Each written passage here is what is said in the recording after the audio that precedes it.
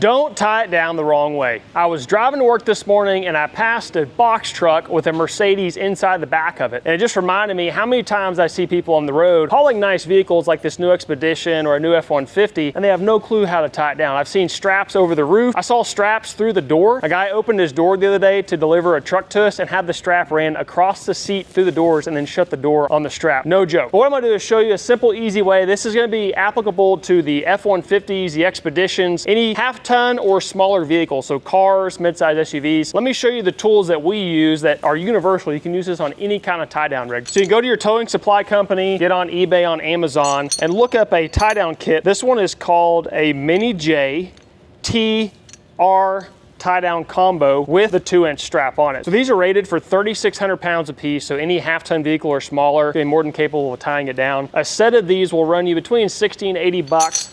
And then I like to use the chain hook ratchet strap. That way you can run this around the chain rail down the side of your trailer, or if you have D-rings in your trailer, you can simply just loop it through and back to itself. And it allows this to twist, and you don't have a strap with the stake pocket that could potentially rub or get bent sideways and rub through the strap. So I like my vehicles when I have them on the trailer to be tied down tight. I don't want to see these tires rocking back and forth because that will damage the transmission. There's a parking pawl inside that transmission that is holding it in park. It's just a simple, essentially a little rod that's in a groove. If that vehicle is bouncing back and forth, it's going to damage that. So one, make sure you have your parking brake on, and then let's get the vehicle tied down so that one, when you hit bumps, it's not loosening and tightening the straps like this and creating a jerking sensation. And then two, we don't want to tie down so tight using chains or hard binders that we end up pulling holes out. So a lot of times we'll see people tie these vehicles down and they simply just take a strap and they run it through both wheels, which is fine. That will tie it down. But if you have a nice car with chrome, aluminum, painted or powder coat wheels, it's going to damage that wheel as this strap's rubbing on it. You can also get some wheel straps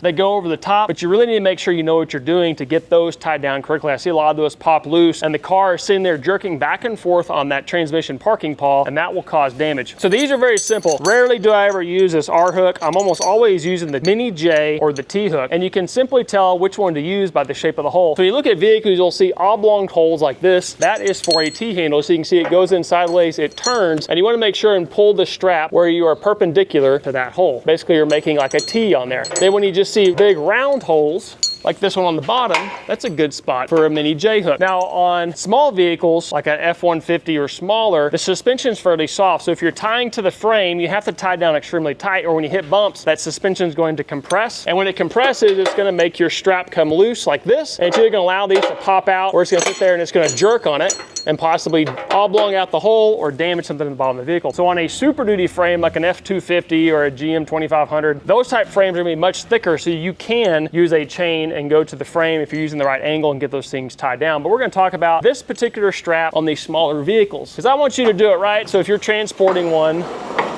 you don't cause damage to something that's really expensive. But back here on the back of an Expedition, we can use a simple way is to use the T-handle right here in that one. Then you can run right back there to the corner of your trailer on both sides. A lot of small vehicles, the frame, they say it's a unibody vehicle. There is no frame mounts. Typically on your control arms at the bottom, you'll have a hole or two that you can put the J-hook inside your control arm and tie down back there. Up on the front, we have similar tie-down marks. So you have a couple options up here in the front. You have a nice hole right here on the lower control arm that you can put a J-hook in.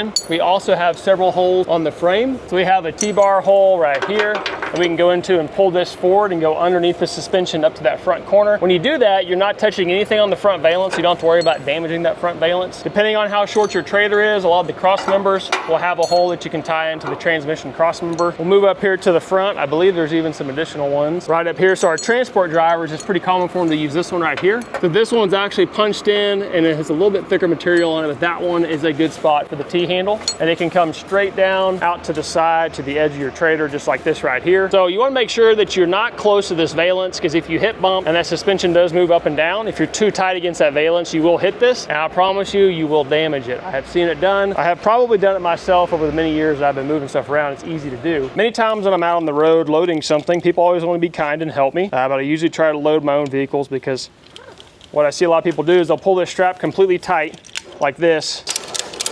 They crank it until it's tight. They just barely get one spool of the strap on there, and then they call it good. What happens if you hit a really big bump, this strap will loosen up, and the friction right here will allow that strap to roll through. So my rule of thumb, I want to get at least 3 turns on that thing. So I'm going to pull the strap straight out like this, so it's nice and loose. Now I've got a nice thick band. It gives me plenty of friction to bite to. I'm gonna take the end of the strap, roll it back in there, a couple more clicks to get that inside. Then what I'm going to do is pop this, run my slack through here, and then you have a nice secure tie down that's not gonna blow around and go anywhere. So if you need to move a vehicle, whether it's new or old, get you a set of these, probably get a set of axle loops as well. It's a great tool to keep in the box so you can move things around like this without causing any kind of damage. Because if you cause damage, it's going to be expensive to fix.